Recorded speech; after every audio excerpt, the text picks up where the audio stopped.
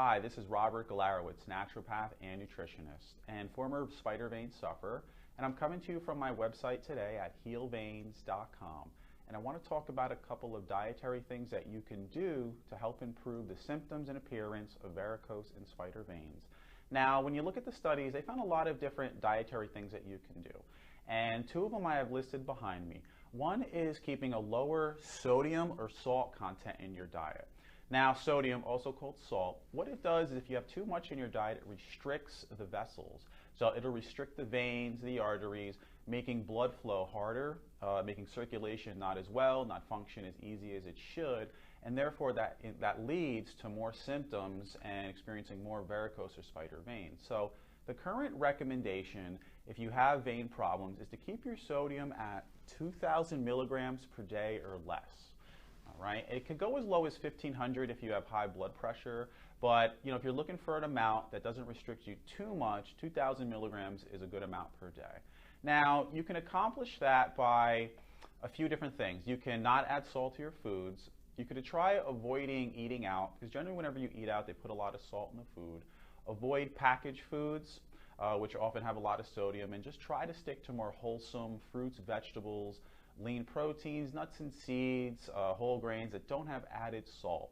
If you're sticking to them in their more whole form as opposed to a packaged form where, let's say you're having eating a peach as opposed to a canned peach, which can have some sodium in it, you'll probably get those amounts of 2,000 milligrams per day. So you want to be mindful of that. And to find the sodium content on any product that you're buying, there'll be a nutrition facts label and it'll be listed there.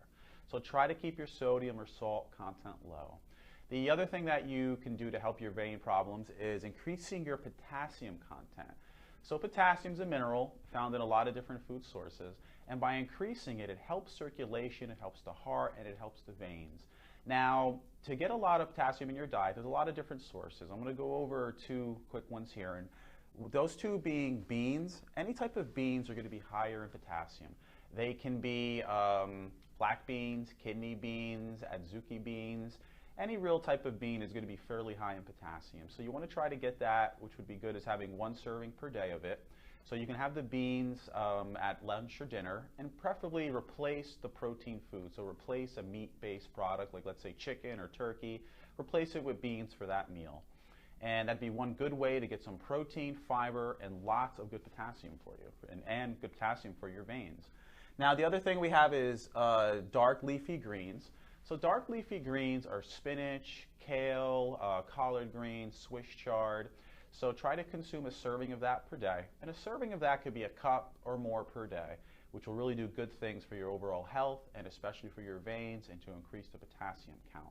Now, there's more tips, more diet recommendations, more things you can do to really, really improve varicose and spider veins. I found that the right combination of diet and supplements for me helped get rid of my spider veins, and when I incorporated this in my practice, a lot of people got benefits. They were extremely good benefits.